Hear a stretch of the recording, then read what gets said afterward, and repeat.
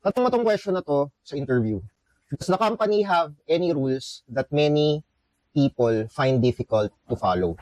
Or does the company have any rules that many find difficult to follow? Kasi alam ko na marami sa inyo galing sa iba-ibang industry. So baka makulture siya kayo sa call center. So ang example na mabibigay ko, napaka-strict ng call center sa lates and absences. Siguro isa or dalawang absent, wala ka na. Mga 3 late, pwedeng wala ka na rin. Pag sinigawan ka ng customer, syempre bawal makipagbardagulan or bawal makipag-away sa customer. Pogi points din to sa interview kasi when you ask this question, you're letting them know na intelligent ka and at the same time, pinapahalagahan mo yung trabaho kasi gusto mo, pag pumasok ka sa kanila, ready ka without directly saying it. Kasi yung iba, diretso nila sasabihin, ay napakahalaga po ng trabahong to sa akin. E di mukhang nambobola ka lang.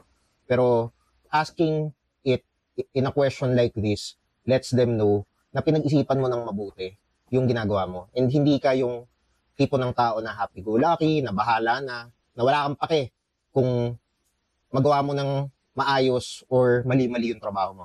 So, pogi points for asking questions. Pero, wag mong ipagkakalat tong question na to. Mas maganda kung tayo-tayo lang. Ikaw lang yung nagtatanong ng question sa interview, lahat sila hindi nagtatanong. Bukas ulit.